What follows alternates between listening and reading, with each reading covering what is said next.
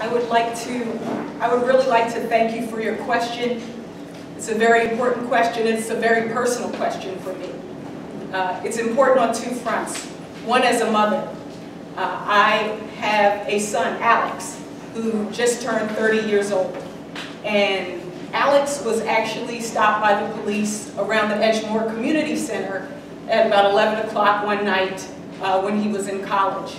And I remember him calling me and me jumping out of my bed in my pajamas and running to that stop sign where he was stopped.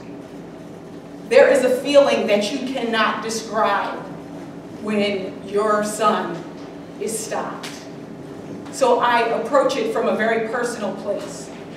Number two, I approach it from a professional place.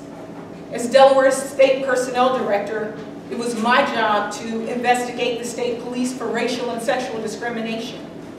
In 2002, before the conversations were happening nationally.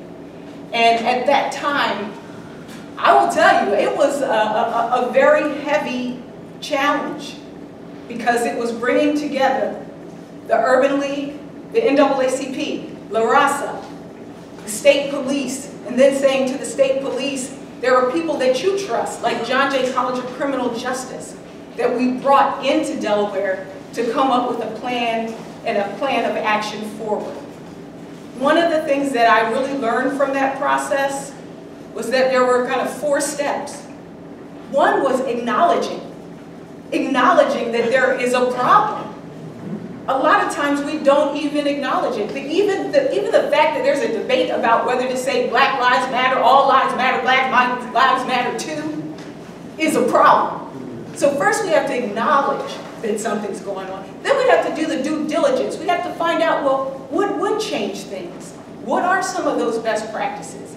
As he said, whether it was training, how we hire, all of those things. Training, hiring, the culture. I interviewed every colonel going back to 1967 to understand their culture, because they have a culture as well. So number 2 is doing that due diligence. Number 3 is acting. A lot of times we talk a lot. People talk a lot, but you got to do something with all of that talk. One of the things that excites me are the courageous conversations that are happening around this country. Even the church that's on Concord Pike and their work to come out, because to me, that's what's going to help us. The civil rights movement, all these great movements were because it wasn't just that group, but it was allies that came together to move us across the line. And the last piece is accountability.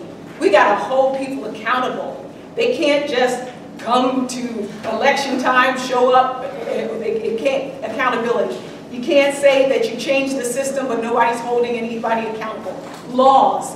If people do things, they need to reap the benefits. Lastly, I would just say that the imam and his associate that just passed this week, it breaks your heart. It breaks your heart that every day you start to see these things and you know that it goes all the way back to talk radio. Donald Trump, the way people are talking to each other is toxic. And so part of the change is us believing that there are allies out there that can work with us. And for us, whether you're a millennial or whether you're a senior, to step up and be a part of the solution.